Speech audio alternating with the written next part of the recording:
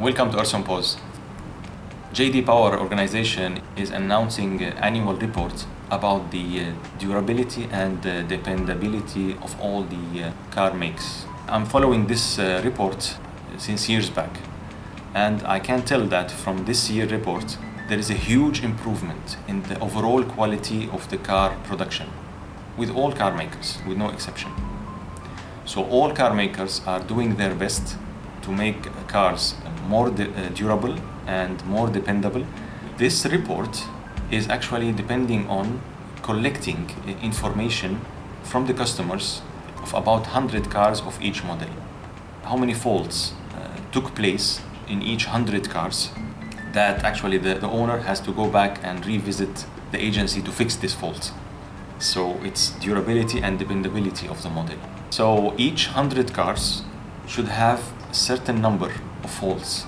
Just a small comparison between 2018 report and 2008 report. Of course, the J.D. Power have their own site. You can go through all the reports on all years. I marked it as 10 years period. From 2000, I'm comparing 2008 into 2018. 10 years back, the top ranking brand was Toyota. It has 126 faults per 100 cars.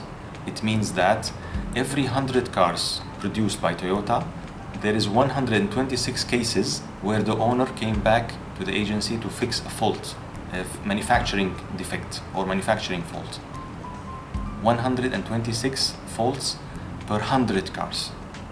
10 years back in 2008, it was an achievement. What was the least dependable and reliable car? Land Rover was always, the best champion in having the maximum fabrication and manufacturing faults, with 360 faults per 100 car. So between 126 and 360. All the car makers, they fall in between. This year, 2018 report, the top ranking was for Genesis, with 68 faults per 100 cars. Now, in these 10 years, all car makers have developed, but actually certain car makers have made it to the top. It was like on number 20 or 30, and it made it to the top. So Genesis, which is the luxurious division of Hyundai, it made it to the top. What is the least reliable car in 2018? 10 years from 2008. It's still the Land Rover. It's still the Land Rover. But the Land Rover have made a huge improvement in its quality. Why? By reducing the number of faults per 100 car. In 2008, it was 360. In 2018, it's, as far as I remember, it's like only 120, 1/3 of 10 years back.